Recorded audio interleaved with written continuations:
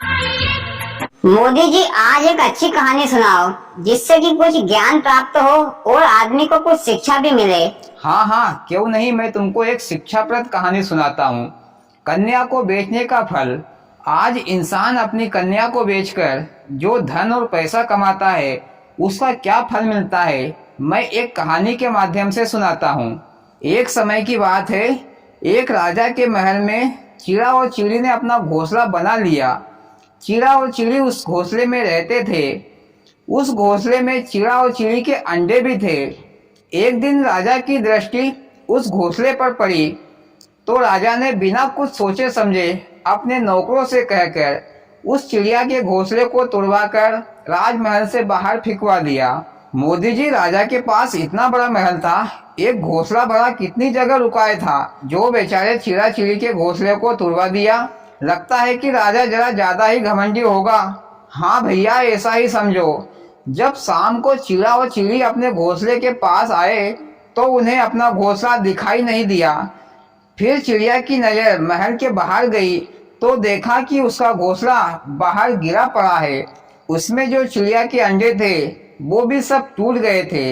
ये सब देखकर चिड़िया रोने लगी कि हाय दुष्ट राजा, तूने ये क्या कर दिया, मेरे बच्चों के साथ मेरा घर भी नष्ट कर दिया। भगवान करे तू भी इसी तरह नष्ट हो जाए। चिड़िया की ये बातें सुनकर चिड़ा ने कहा, प्रिय तुम चिंता ना करो, मैं प्रतिज्ञा करके कहता हूँ कि तेरी आंखों के सामने मैं इस राजा को नष्ट कर दूंगा। मोदी जी, चिड़ा गलत प्रतिज्ञा ले रहा है। भला एक छोटा सा चिड़ा इतने बड़े राजा को कैसे मारेगा? भैया, जहाँ शक्ति काम नहीं आती वहाँ बुद्धि काम आती है। चींटी छोटी होती है लेकिन हाथी को मार गिराती है। फिर चिड़ा की ये बातें सुनकर चिड़िया ने कहा, हे स्वामी, राजा को नष्ट करने की शक्ति हम में कहाँ है, इसीलिए ऐसी असंभव प्रतिज्ञा ना लो जो कभी संभव ना हो सके। तो उसकी ये बातें सुनकर चिड़ा ने कहा, प्यारी, तूने ये कैसा समझ लिया कि हम राजा को नष्ट नहीं कर सकते, जबकि राजा को नष्ट करने की पूरी क्षमता रखते हैं। यदि तेरे को विश्वास नहीं है तो सुन।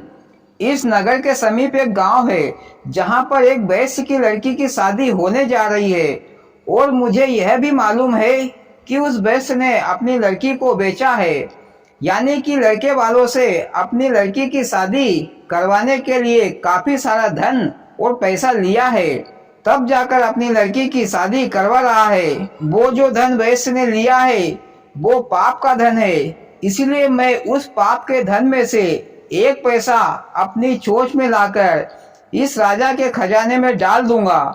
बस उस पाप के प्रभाव से इसका सारा खजाना नष्ट हो जाएगा, यानी कि चाहे खजाना चोरी हो जाए या व्यर्थ के खर्च में खर्च हो जाए। जब राजा के पास खजाना नहीं रहेगा तो नौकर चाकर, मंत्री, सैनिक सभी राजा को छोड़कर चले जाएंगे। फिर काहे का राजा, फिर तो एक मच्छर आदमी भी राजा को मार डालेगा, या कोई भी पड़ोसी राजा इसके राज्य पर अपना अधिकार कर लेगा। इस प्रकार चिड़ा और चिड़ी बातें कर रहे थे तो राजा और रानी उनकी ये बातें सुन रहे थे।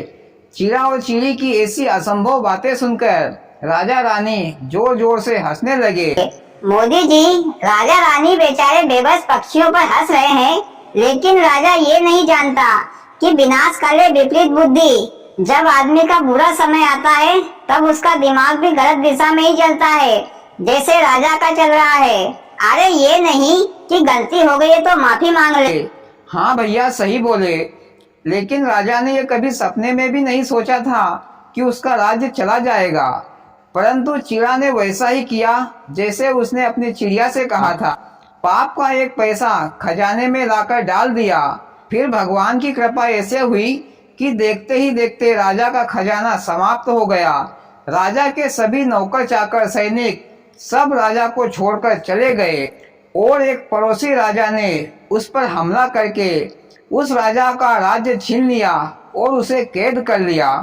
और इधर वो जो वेश्य जिसने अपनी लड़की को बेची थी वो भी कुछ ही महीनों में निर्धन हो गया और उसे कोढ़ की बीमारी हो गई, और बाकी जिंदगी दुखों के साथ कटने लगी।